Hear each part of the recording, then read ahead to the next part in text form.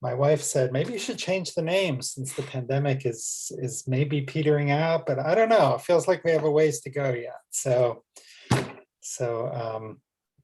I'm actually having a little bit of a coping challenge myself today, so I shall do my best to be present, but my dad's been a bit ill and it's sort of getting me down a little bit. Next week we won't be meeting. I'm going out to visit him. So I'm happy to be here with all of you, but if I get a little bit spacey, I hope you will bear with me as we go through that. So right now, let us all get comfortable. And Phyllis and Hannah, are either of you meditators? Do you meditate? They're new today. Maybe, well, this a little bit. Okay, well, this is just going to be like a little 2-minute guided meditation. And there's a little bit of a, for people who are infrequent meditators or don't meditate that often, there's a little bit of a myth that somehow when we meditate, we're just supposed to bliss out. But sometimes like our mind races or we start planning or other things happen. So that's just normal. That's part of the process. And, you know, worst comes to worst, I'll be over in 2 minutes or so. So let us, oh, someone else new. Hey, Lauren, welcome. We are just going to do like a little 2-minute grounding guided meditation to get started. So I invite you all to close your eyes and relax. And take in a deep breath through the nose and hold. And exhale through the mouth and hold. And again, inhale through the nose and hold. And exhale through the mouth and hold. And as you go at your own pace of inhaling through the nose and holding, and exhaling through the mouth and holding, if thoughts should come into your head, just observe them and let them pass. Like watching a car move past on the road. Now is not the time for solving problems. All you need to do is inhale through the nose and hold, and exhale through the mouth and hold. And on your next inhale, think to yourself, Shema, and on the exhale, listen. Shema, listen. In Shema, we're listening deeply, without judgment, without offering advice. In Shema, we are listening with an open heart. Shema, listen.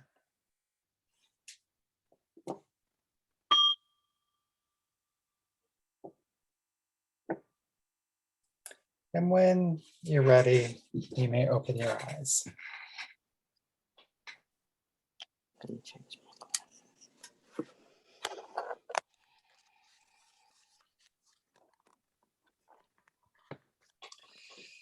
So Phyllis and Lauren and Hannah, are you all familiar with Musar to some degree, or is this something totally new to you? Relatively new to me. Okay. A little familiar. A little familiar. Okay. Well, Musar, to remind all of us, it's a Jewish mindfulness practice. It's a practical spiritual practice, which helps us to get to kind of live into being our best selves. It's sort of like practice to become a mensch. Some people think of it as practice to become holy. But whatever the case, we focus on a particular soul trait for a couple of weeks at a time. And then we do some text study and we try to relate that to our own lives to kind of help us to look for opportunities to maybe make some different choices, to act a little bit differently. So today, what we're going to be doing is we're going to be focusing on the soul trait of chesed, of loving kindness. And our first step actually is we have a little bit of a check-in just for people who've been here the past week. Kind of they can talk about sort of how that practice might have shown up, or even if you weren't here, you're welcome to chime in. And then we'll start discussing. One of the things about a Musar group is that we don't kind of judge or offer advice. We're kind of here on a journey together, but we're not trying to kind of, go, well, you should have handled it this other way, or that kind of stuff. So are we all kind of on board with that approach? Does that work? Okay. So let us get started. To close out on, oh, sorry, one more thing before we get started. This is just to remind me that we will not be meeting next week. I forgot to put that in the email. Because I'm going to be traveling to, as I said, to visit my father, but I'll be back on Sunday, so we'll be back on track the following week. Okay. So our check-in question is: we've been working on patience for a couple of weeks. I'm wondering, like, how did patience show up for you? Was there any? Yeah, so I'd kind of love to hear this. Would anyone like to share?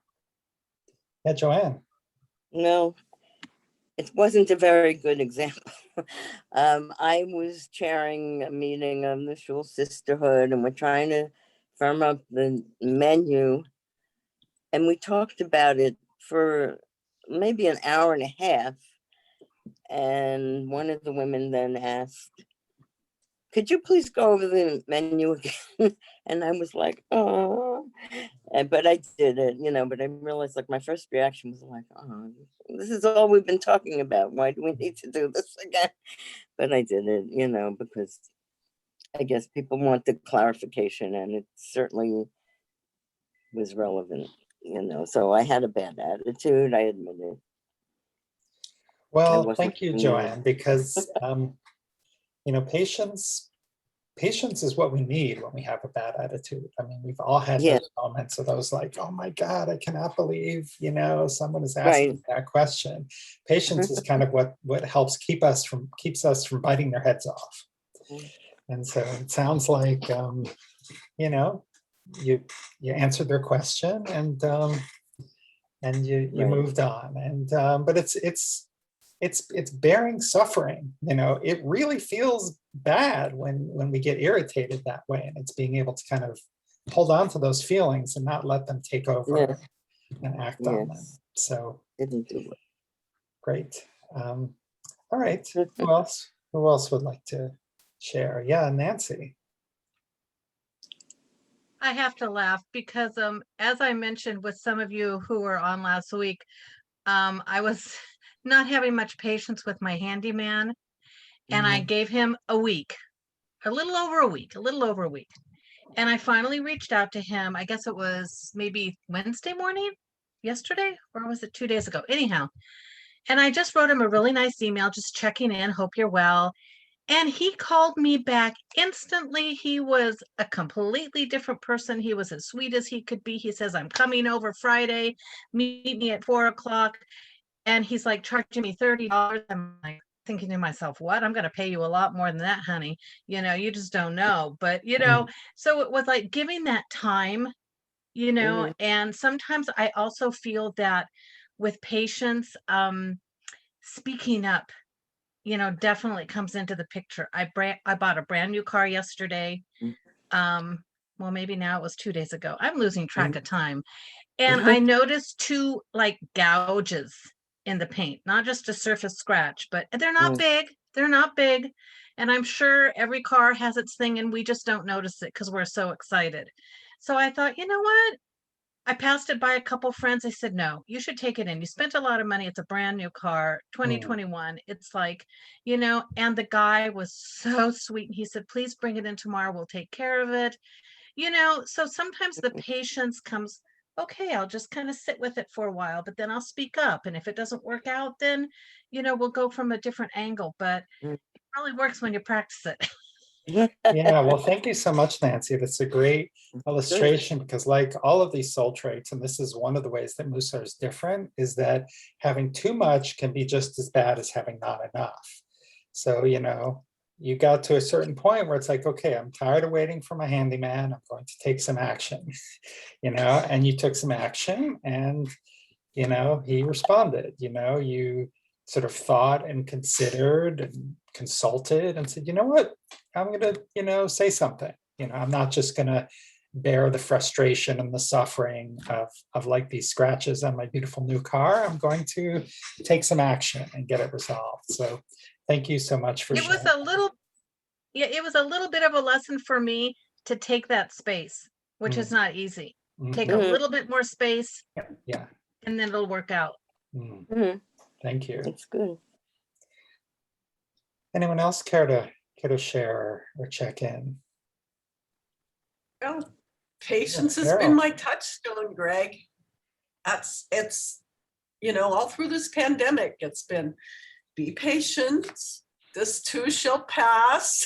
And now, and even after I got my vaccination, it was like, don't go rushing out. You've got to wait for it to make sure it's here. So, and then I had to be patient because my appointment with my doctor got put off a week, and I'm going, patience. Got to be my touchstone for now. But things are looking up, so it's good. Thank you. Thank you. All right. Well, let's start looking at loving kindness.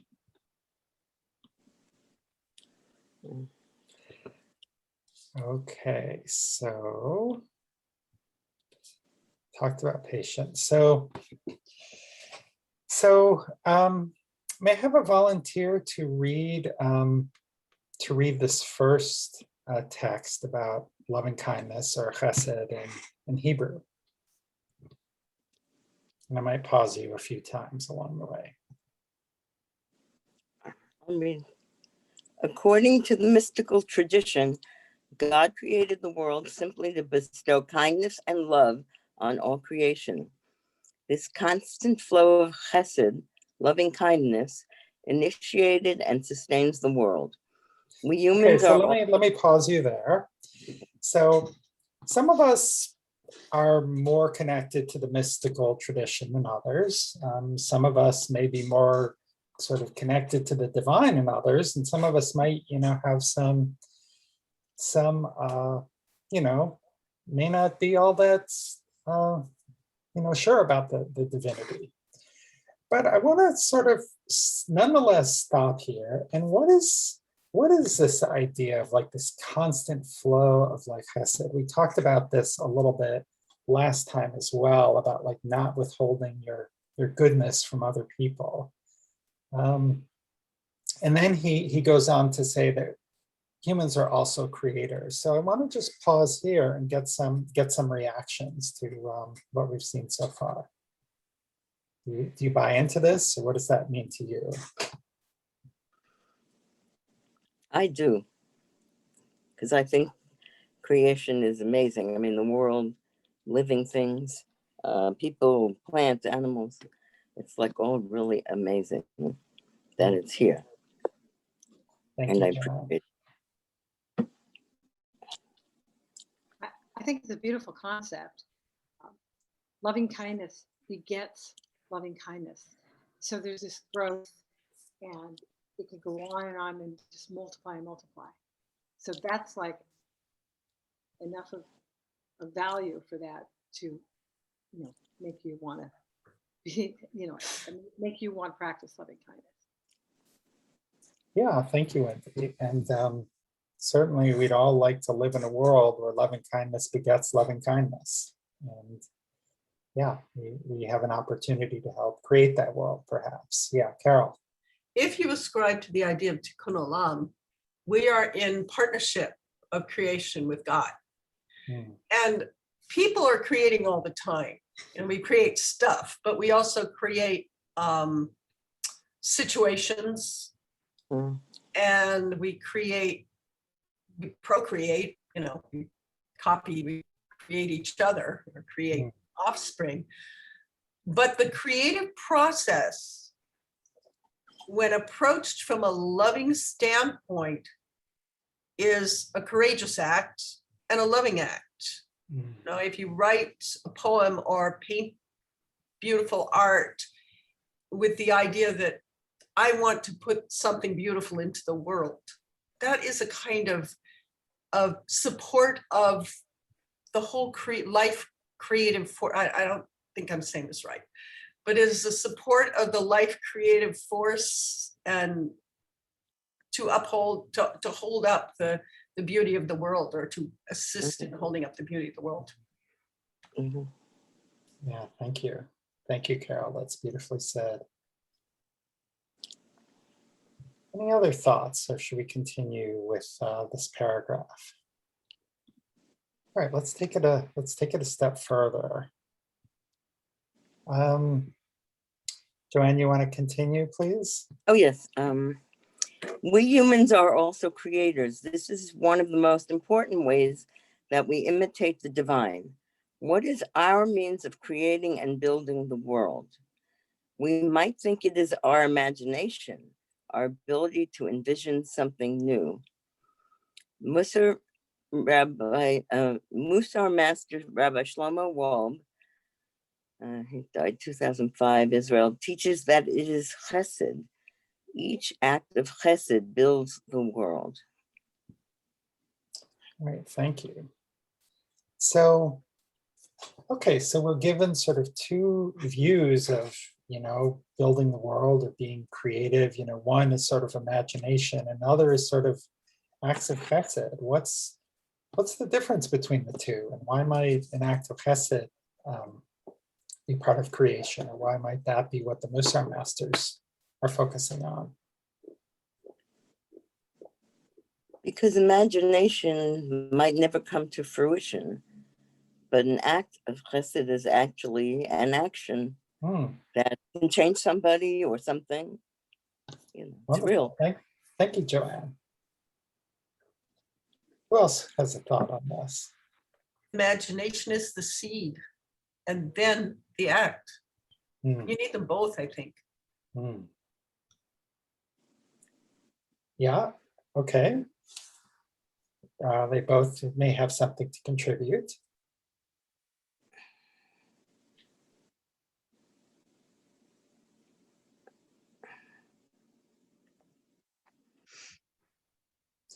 I wonder, is everything we imagine something we'd like to come into the world?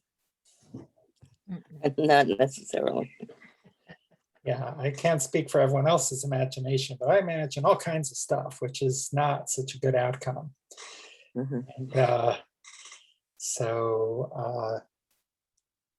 there's a particular type of creative energy, a particular type of imagination that I think that Rabbi Wolbe is talking about.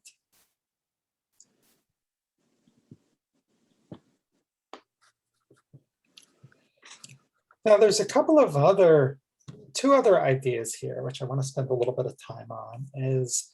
One is that loving kindness can be giving of things or using one's life energy to help or give to another. What does it mean to use one's life energy? Maybe someone we haven't heard from yet. What do you think that means?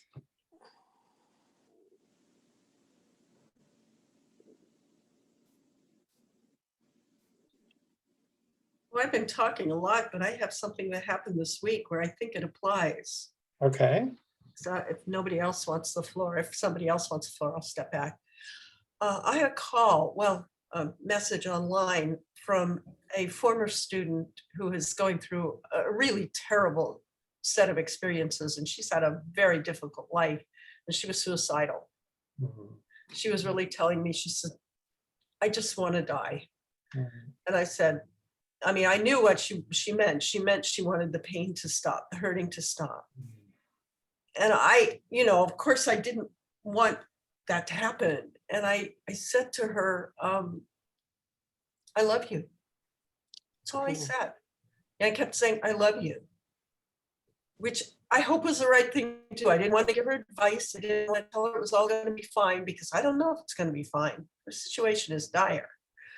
Or the situations around her are dire. But I did finally get her to give me a phone number where I can text her. And I'm going to text her every day and just say, I love you, and hope it does some good. Because she's feeling very unloved and very unlovable right now. And I'm really, really scared for her. So that's how I want to put sorry. It's a little girl who told me, she's not a little girl, she must be close to 40. But she told me recently, she said, when I was little, the only safe place I had was in your classroom, which freaked me out. Yeah, she said, you were the only person that saw me for who I was and cared about me for who I was and who I felt safe with, which was kind of shattering. So I'm sorry, I'm really upset. So I'm going to text her every day and just say, I love you, and put that out there, and hope that that will keep her, give her some hope that, you know, the pain will end eventually, or it will get better. She was in a bad way. She had a roommate take her to a hospital, which she said, and I don't know if it's a psychiatric or what, she didn't say. But I'm hoping it will do the job, whatever, at least for now. So anyway, that's how I put what I think is myself and my own creative life force out there for somebody else. It's interestingly, it feels good, but feels scary, and it's a heavy load, because this is life and it is dire. So thank you. Well, thank you, Carol. You know, listen with an open heart, and that is a very, very dramatic, lovely example of sort of putting our life force out there for someone else. Are there what are some ways which maybe are not quite as dire, you know, where it might mean to put our life force out for someone else? Well, Greg, I do this all the time. I work with people with dire situations. And I think that purpose of helping others has to be slowed down sometimes, because burnout happens. I've found myself lately going through the motions when I'm dealing with crisis, because I've done it so often. It doesn't faze me. And it's serious. And yet that tells me I need to do a little self-compassion. Or a lot of self-compassion lately. And it's hard. It's very hard to do all that. You know, to give, but you have to be filled up inside to be able to do that. Well, thank you, Jane, and listening with an open heart to your self-compassion as well. Yeah, Shoshi. Do you need to? Last time I'm on a different device, and it says Shoshi, which is my nickname. Last time was my first time here, and I had my name Susan up there. Oh, okay. And when I went on this one, I went, oh, okay, well, I'm Shoshi now, but I'm Shoshi 2 or Shoshi 1. I feel incredibly blessed that I was introduced to loving kindness by 2 conservative, observant Jews, Sylvia Borstein and Sharon Salzberg. And actually, Sylvia was my teacher for a long time. I worked at Spirit Rock, and, you know, like people would say, what happened to all the New Age Jews in Marin County? And I said, they're all out at Spirit Rock, you know, and just so I can pause you, for those who may not be familiar with those names, those are 2 very well-known Jewish mindfulness, Buddhist type teachers. Yeah, and Sylvia she's pretty much in retirement now, but she held so many retreats with rabbis from around the world. And it was so cool to be out there. And some of them were kind of Chabadnik rabbis, you know, so they were all in black. But it was just really cool, because I feel that Sylvia and Sharon, Sylvia, who was also instrumental in creating Spirit Rock, and also Jack too. I mean, they're all Jews, and I won't go into Jack's thing because I don't agree with what he's doing a lot of times, but with Sylvia, the most powerful transmission for me in that was the very first part of the Vipassana loving kindness meditation, which is what somebody has said, it's compassion. Because the first part of that was Sylvia taught us we only do it first with and to ourselves, because as somebody just said, if I can't fill myself up, then there's no way I can give that to somebody else. Yeah. And I'm struggling with that co-creative relationship between patience and loving kindness, and feel like I need speech therapy to say both of them out loud, let alone, practice them, because I'm really struggling a lot. And one of the reasons why it was late and why I keep going away, and I'm so sorry about that. I'm a victim of a huge Ponzi scheme out of Marin County. And we've known about it for a year. It was discovered last June after he died. And I won't go into that now. But struggling between watching what has happened to so many of us and putting all of that, I mean, it's very, very, very challenging. So much so that, of course, we don't know what's going to happen, but like right now, and for the last almost year, it's been clear to me that the moment is going to come when I'm no longer going to be able to afford to stay alive. So I listened to Carol talk about her student, who is suicidal, and it's like, in some of us, the victims, we were talking about that because some of us are in much worse shape than others, and it was like the same thing. It's like, oh well, you don't really want, and I said, no, I don't want to end my life, but I also don't want to be on the street. I don't want to be in my car. And in the last year, because of how this unfolded, there have been times when I've not had a home. I've not had a place to sleep. So the terror of all of that, while trying to balance and use what I know, the challenge has been getting that information from what I feel like now I'm this brain damaged yogi, this retarded Roshi, to get that information down back into my heart and into my body. And that's where the patience comes in. And that I'm really struggling with. And thank you all for just letting me say that. I'm not very private where I am right now. I'm going to shut the door, but I'm going to let someone else talk. Okay, so you might want to mute yourself, and if you could lower your hand too. I don't know if I can do that, but I did want to just say, Susan, that we're listening with an open heart, and we're holding space for you and holding you with. I just wanted to say that we're holding space with you for you, and listening with an open heart for everything that you're going through. And yeah, thank you so much for sharing that. And I just want to suggest that any of you who want to give advice, I would like to encourage you to look in the mirror and say that advice to yourself first. Thank you. Yeah, well, I think that's part of that's maybe a good segue, and that's part of the reason why we don't give each other advice, because we can't really be in another's shoes. And often, what is something that may be very well intended can be extremely harmful and extremely hurtful, just not not being in that. So that's why this is one of these places where, and the Musar practice is a place where we are just here, on a journey together. And, we can hold each other with, compassion and support, but we can do that without offering advice. What we can offer is our loving kindness and our sacred listening. Which is so different than advice. And sometimes it requires immense patience in me to not immediately want to give advice. And I know that for me, I'm not saying this for anybody else.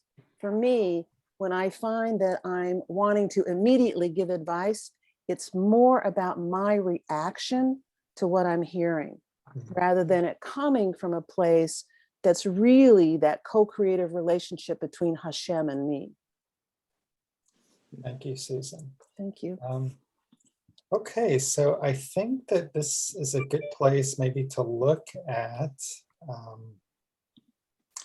our next reading, and this I shared in the email today, but I think it's worth kind of unpacking this a little bit, because when we're looking to like give to another, in terms of chesed or loving kindness. So maybe if there's someone who we haven't heard from yet today who would like to read, I would love to hear from you. And I can't see all of you, so please feel free to just unmute. I'll Okay, read. thank This you. is Krina. Most of the time we find that the other lacks exactly what we lack. How is it that most of the people we meet suffer from exactly the same needs? Once again here, our egoism misleads us. We measure everyone else with our own standards, and what we are lacking seems to us to also be lacking for them. How is this? We see ourselves in the other.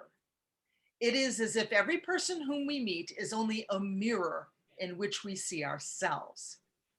We have not yet emerged from our egoistic perspective to see that the other is not identified with us.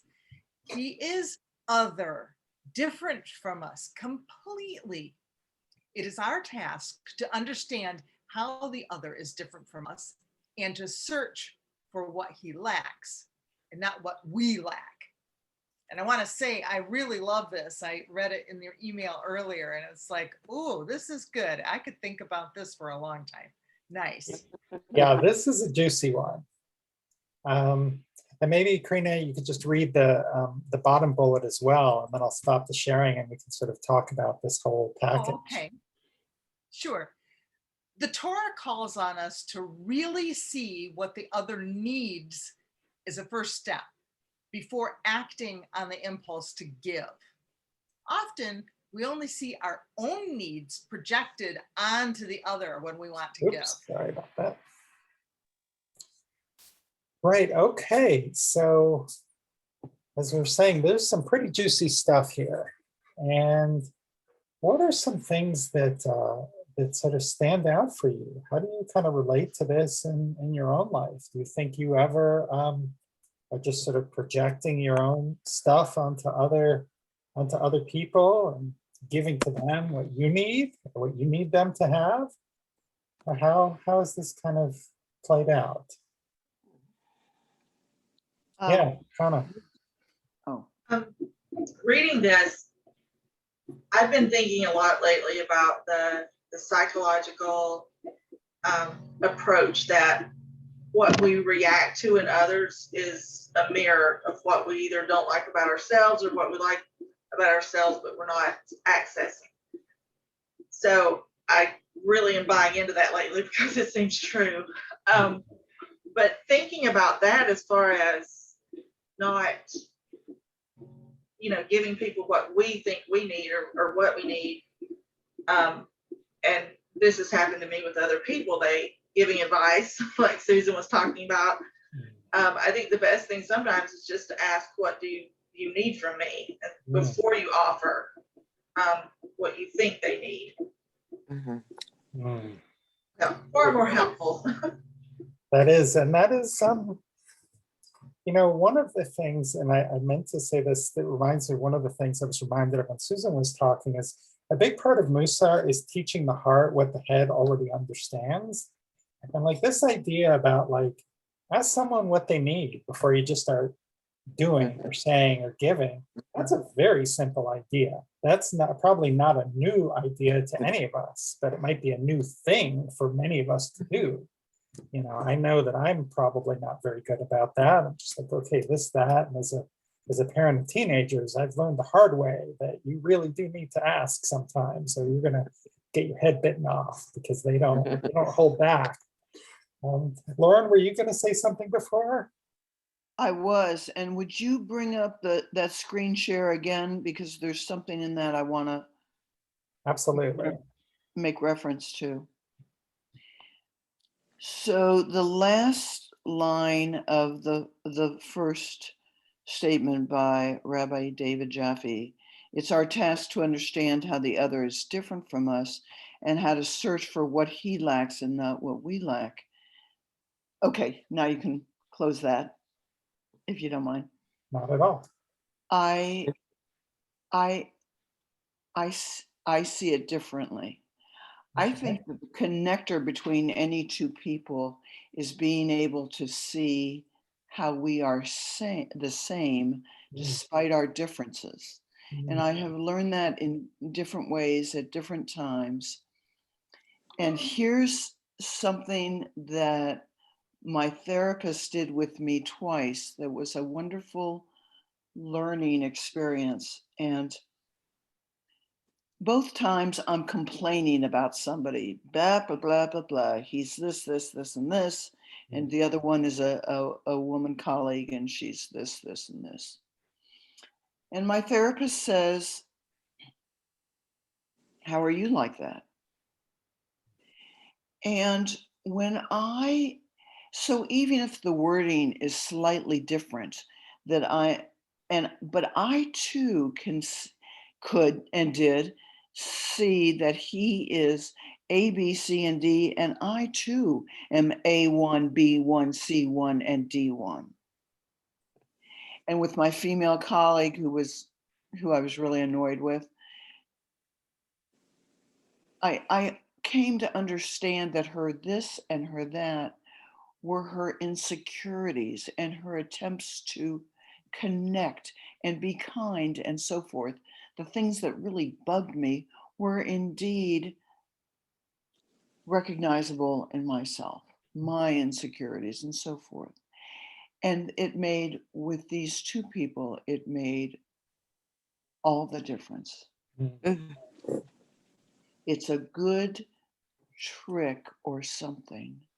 It's a good way of understanding why somebody who bugs us, what it is about them that bugs us, that is a part of us that bugs us. So I just wanted to share that experience. Well, thank you, Lauren. Thank you so much for sharing that. And yeah, that's a really important point. It's not like, we can focus on the differences. We can also focus on the sameness. And there's a lot of different ways to approach this. And I would say where these approaches come together is, they're like, what I call arrows in the quiver, or what Rabbi Jaffe calls, medicines in our spiritual medicine cabinet. They're different tools or techniques that we can use, and they're all in service of how we act or how we show up.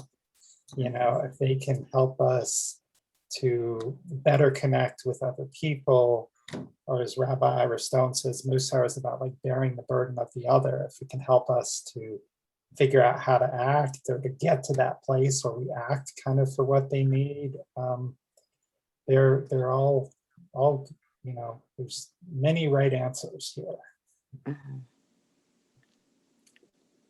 And I just want to add to that just a little bit and say that in my experience, every good functioning group, organized group of any kind, 12-step groups are this way, and lots of other collections of people. Often what makes a group well functioning is the fact that people can relate to each other despite their incredible differences. So the woman who's across the room who has the 8th grade education and no teeth, blah, blah, blah, blah, whatever, that I immediately react to and think I'm a world apart from her, she says something that I know is filled with wisdom. And I immediately feel connected and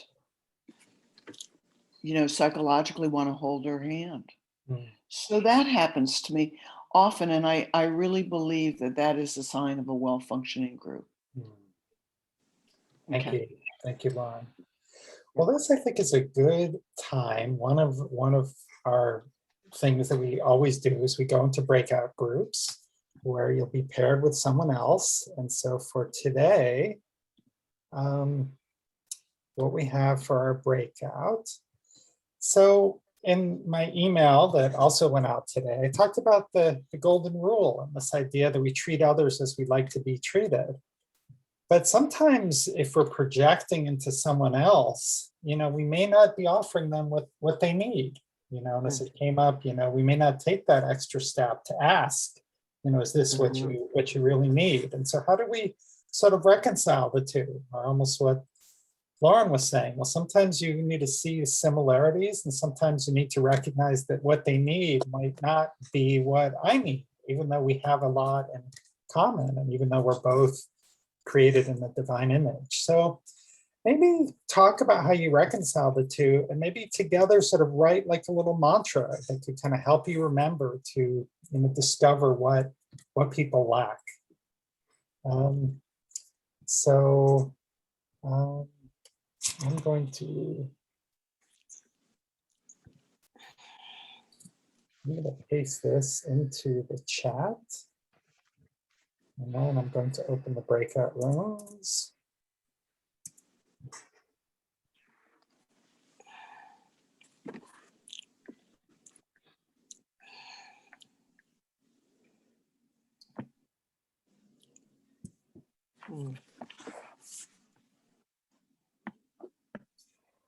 Okay, so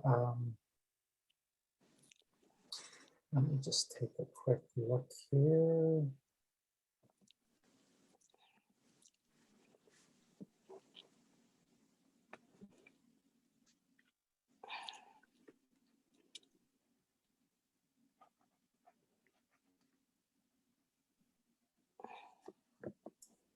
Okay, so maybe 6-7 minutes, something like that. So please click the accept room button.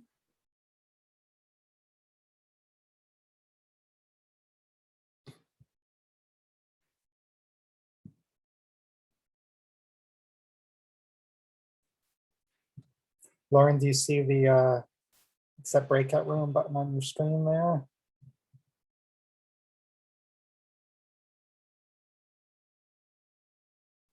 And there we go. Again. Okay, we're recording, so once again, say welcome back. And was there anyone who has something they'd like to share, either a mantra or discussion point that you came up with? If Joanna and Hannah don't mind, I'll say some of my reaction, and then you guys can add to it. Is that all right? Well, we didn't quite do things in order, and I don't know that we came up with a mantra. We didn't, actually. Okay. But we did focus on this situation. We focused on the words, how can I help? Somebody else had said, what do you need? But we, I think, talked about, how can I help? What can I do? And then the rest of our conversation all centered around this difficult dilemma of people on the street asking us for money or having a sign, I need a job, or whatever, and I'm going to keep talking about myself, how I attempt to, quote, be kind by giving them a bottle of water, a thing of crackers, even an umbrella at times, but not because I've said, what do you need? It's because I, at the moment, think it's the best I've got, or it's to alleviate, it's to avoid that very question, how can I help? Thank you, Lauren. Thank you, Lauren. Who else would like to share? Well, I did write a mantra, but it was Okay, before we even started. okay. And I read it and I said, this is what I wrote. You are not me and I am not you. How can I help you? What do you need? And then we went off into, how we react to someone begging, basically. So it was you're not me, I'm not you. How can I help you? What do you need? Okay, I'll just put that in the chat. Beautiful, thank you. Wendy. We had an interesting conversation, and it's kind of, me just being clever, because it was so huge and I would have to take a long time to process this breakout room. I just said, what do you need? What do you need? And then he talked the whole time, which was perfect for us. Behind him, he had an ocean with sand.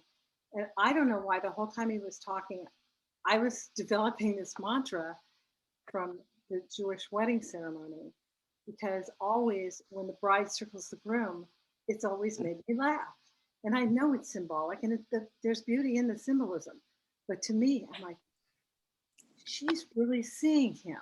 She's seeing all of him. She's seeing exactly who he is and exactly what his needs are and who she's really marrying, because you don't just walk around once. So I just said, tiptoe, circle around all the way, an entire circle, and circle again 3 times, 7 times, and see, really see. So that was his inspiration to me, Janos' inspiration to me in the breakout room. Okay, I couldn't get all of that in the chat, but I got an abbreviated version. Thank you, Wendy. That was beautiful. I'll write it in. Okay. Carrie, did I see your hand as well? This is just something that I was trying to process what lack means, but listening to everybody talk, we're not really able to discover what people lack, but what we're doing is asking them to tell us, telling them that we are here for them, that we are available, we'll help them, but we're waiting for them to let us, to tell us what they need or what they lack. Yeah. So I'm getting the sense that we really can't figure out what the lack is, but that we, make ourselves available to a person to make that known to us. Does that make sense? Yeah, it does, Carrie. And what it's making me think of is that, making ourselves available, I also think of that as like creating safety. It's like what I really need, that puts me in a position of vulnerability if I'm actually going to tell you that. So sort of creating some safety and making ourselves available, opens that opportunity. I see Carol has her hand up, and then Nancy. Yeah, we talked about the fine distinction between do unto others and do not do to others. There is a distinction, and practically everybody I've said that to says, well, they're the same thing. Only they're not, because if you do something, that's an action that you're taking, assuming this person wants that action. If you do not do to others, then you're not hurting somebody else. You're refraining from doing something harmful, as opposed to doing something good. Look, the best comfort food in the world for me might be chocolate chip cookies. And bringing me one of those when I'm sad might really be wonderful. But if I give it to somebody who either doesn't like them or is allergic to chocolate chip cookies, well, that's what I would like to have done to me, but it's not good for that person. So my mantra, and we didn't quite finish it, but the mantra we started to come up with was, don't ask, don't assume to know. Yeah. No, as someone who likes chocolate chip cookies and can no longer eat them because I'm now gluten-free and dairy-free, if I'm feeling down and you show up with some chocolate chip cookies that I can't eat, I'm going to feel even worse. So that would suck. That would really suck. There's no question about that. So, okay, Nancy. I hope I can remember what I was going to say, but the mantra that Carrie and I came up with is, please know I'm here for you and let me know what I can do. But there's that separation. And I think what she touched on is like, sometimes we don't know what that other person is lacking. So take that part away. And I think we've all kind of said the same thing in different ways, but just say, just the mantra would be, please know I'm here for you. Because Carol, what I thought you said to that woman of, I love you, that's it. That's letting someone know that, and what you just said, Greg, it's creating that safety. So once you put that out to somebody, sometimes you will see that lack because they feel safe enough to come to you and let you know. But others who cannot speak, or who are in a, you know, maybe they have some dementia and they can't let you know, you know, maybe what, if it's a physical lack, you can see that. If it's an internal lack that you can't see, that's a little bit difficult. So they can't let you know because they don't even know what they're lacking. But to know and to help with what you can do, and maybe put yourself, for me, this whole loving kindness is putting yourself in somebody else's shoes, because I know I've been kind of bullied at times in my life, and so I know how it feels. So I would never do that to someone else. I'm not perfect, but you know, that's why I always tell my friends, I'm here for you for whenever, because people have not been there for me. Thank you, Nancy. That's beautifully said. Harry, I'm going to get to you in just a minute. I'm going to make a comment, and then we'll let Harry have the last word. Then we'll do our closing meditation. I'm also reminded one of the traditional loving kindness practices or chesed practices is comforting a mourner. And by Jewish tradition, when you go into a house of mourning, you actually don't say anything. You know, you just sit and you allow the person who's grieving to say the first word. Because again, even like, what can I do? It's like, well, can you bring my loved one back to life? You know, that's what, you know, and unfortunately that doesn't, none of us can do that, but we can be there. And we can just, by our loving presence, sort of show companionship and then meet them wherever they choose to engage with us. Okay, Harry, you get the last word today. Okay, well, this mantra it doesn't come from me. It comes from Stephen Covey from 7 Habits of Highly Effective People. Sure. And it's simply seek first to understand before being understood. Seek first to understand before being understood. So you need to capture stop reacting to the problem and say, tell me more. Tell me more. I love that. Thank you. Okay, that does remind me, we do have a practice that we do every week. I have a suggested mantra here, which is open your hand and lend that which they lack. So you may use that mantra or one of the ones you heard today, but I suggest kind of write it down and sort of meditate or chant or think about it to begin your day. I will also put this into the chat. And then, so, maybe a couple times a day or when you can, direct your attention to situations where maybe others need your support. And be mindful of the extent to which you may project in your own needs. And as we've talked about, it's okay to sort of ask for what they need. So I will stop the share. I will paste this in the chat. And that's from paraphrased from Deuteronomy. So please just close your eyes and take in a deep breath through the nose and hold. And exhale through the mouth and hold. Let's take a moment of gratitude. The souls who've been with us on our journey today.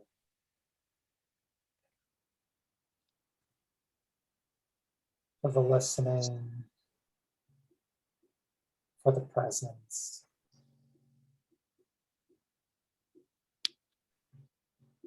And for this opportunity for connection. And tilt your head back and open your jaw and smile. Once again, taking a leisurely breath in through the nose. And then leisurely exhale through the mouth.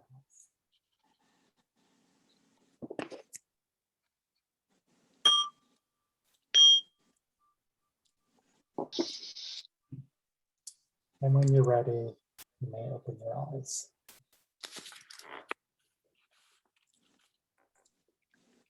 Well, my friends, thank you so much